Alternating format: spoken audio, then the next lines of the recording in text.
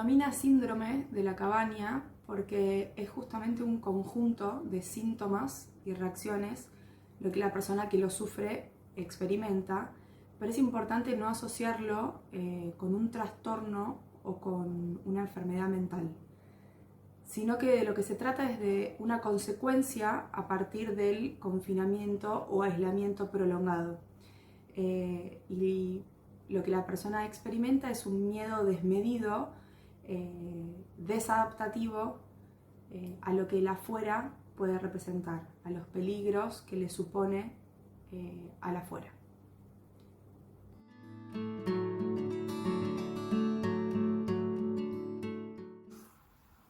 La agorafobia en sí es un trastorno donde lleva un trabajo bastante arduo descubrir qué es lo que lo genera.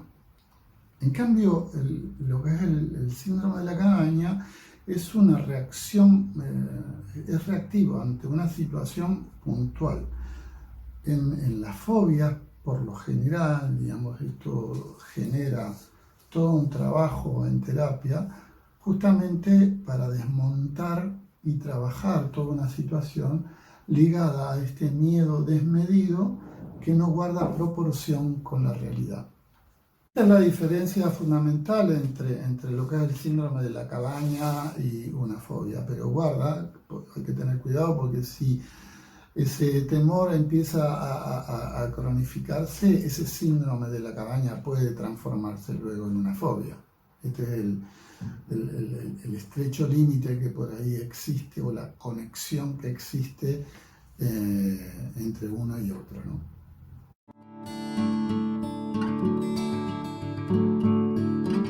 Este síndrome no es nuevo, en realidad desde hace mucho que se plantea este síndrome, que en general se da por ahí ante personas que han vivido recluidas durante un tiempo, ya sea por un proceso de privación de la libertad o por alguna internación prolongada. Después aparece este temor fuerte acerca de cómo confrontarse, cómo afrontar ese afuera. Es una denominación que se utiliza hace mucho tiempo. Sus orígenes se la denominó cabin fever y se utilizó cuando los colonos americanos en aquella época tenían que pasar largas temporadas encerrados en el invierno crudo, y después a lo largo del tiempo se utilizó en diferentes situaciones, como por ejemplo personas que estuvieron presos durante determinado periodo y recuperan su libertad, o personas que atravesaron una internación larga y recuperan, ¿sí?, la salida al mundo exterior.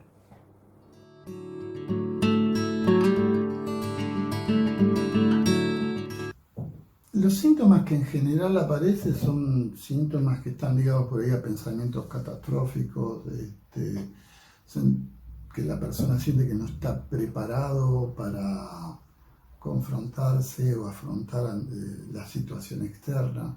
Aparece taquicardia, aparece sudoración, puede haber hormigueo en las extremidades, irritabilidad, dificultades para conciliar el sueño, negarse a volver a trabajar, evitar, digamos, todo lo que tenga que ver con lo social, porque todo eso le genera cierto conflicto. Hay cancelación de sus actividades en sí. Digamos, es una serie de síntomas que lo que hacen es inhibirlo al sujeto en su conducta habitual.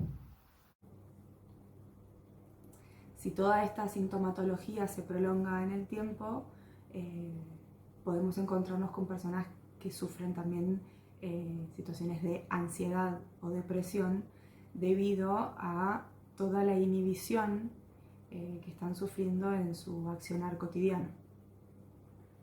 Hace un tiempito una persona que estuvo durante un tiempo en un proceso de internación me planteaba con una gran angustia, con un gran temor, cómo iba a ser con esa realidad que la esperaba allí afuera, ¿no? Entonces uno se da cuenta que son situaciones donde la persona está sufriendo y que quizás uno desde el sentido común no le da el sentido o el contenido que tiene para esa persona. Pero sí es una situación en que la persona que lo atraviesa lo vive de una manera terrible y se angustia mucho con todo esto, sí, muchísimo.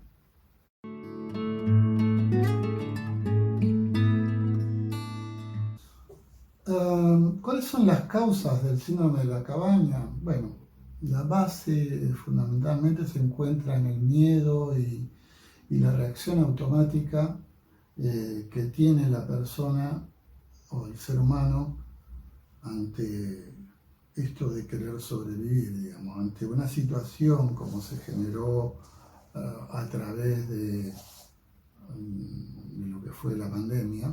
Digamos, hay un miedo que es un miedo en principio adaptativo, ¿no? De preservarse, pero después se transforma en un miedo absolutamente desadaptativo. Es adaptativo porque de pronto la emoción te va limitando todas aquellas vivencias agradables de contacto, de estar con el otro, y donde lo único que parece que funciona es esa seguridad que te da el confinamiento, es estar allí en tu casa. Ahí ya se empieza a transformar en algo desadaptativo, con también el temor a relacionarse con los otros de una manera extrema, por temor a la enfermedad, y se evitan viajes, se evita digamos, el contacto con los otros.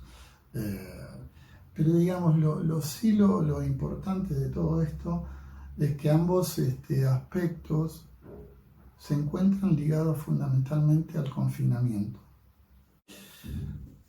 Ese confinamiento en realidad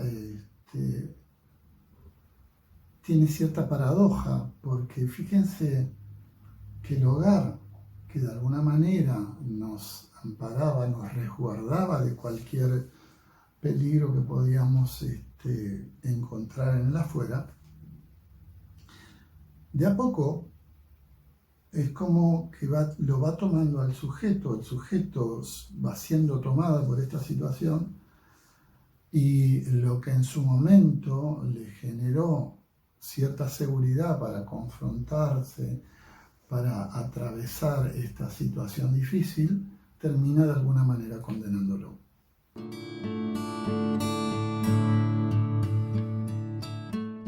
Obviamente que sí se puede salir de este síndrome, es una cuestión de poder trabajar esos temores que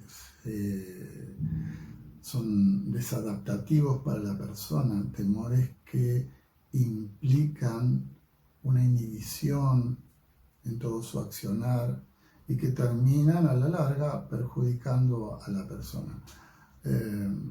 Pero de todas maneras creo que es muy importante, digamos, consultar ante este tipo de situaciones, justamente para que en un trabajo terapéutico prime el principio de realidad y de a poco esa persona se vaya adaptando a las situaciones que por un largo tiempo no pudo afrontar.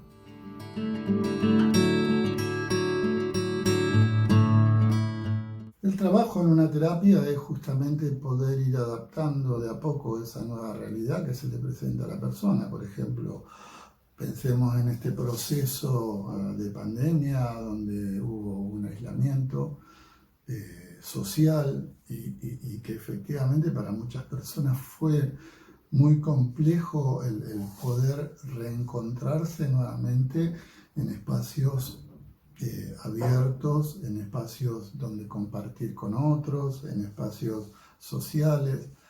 Y esa situación desde el punto de vista del trabajo, del abordaje, uno la tiene que ir llevando a esa persona a que de a poco se vaya adaptando a esa realidad, a esa nueva realidad para la persona.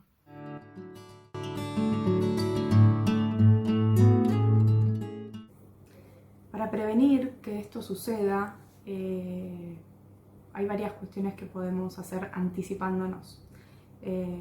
Justamente la anticipación es quizás una de las estrategias, ¿sí?, para que estas cuestiones no aparezcan. Durante el tiempo que dure, ¿no?, el confinamiento, como nos ha tocado en la pandemia, es importante tratar de mantener el contacto social, que sea virtual. Por otro lado, es importante cuando uno vaya a volver, ¿sí?, a reanudar sus actividades, hacerlo de forma gradual, de forma escalonada, planificar, ¿sí?, la nueva rutina que vamos a tener. Todos estos son mecanismos de anticipación que permiten a la persona prepararse para lo que va a venir una vez que finaliza el confinamiento o el aislamiento. Hoy en día nos encontramos con muchas personas que están volviendo a la presencialidad laboral. Algo importante a tener en cuenta es justamente esto que mencionábamos recién sobre la vuelta gradual y sobre todo la anticipación.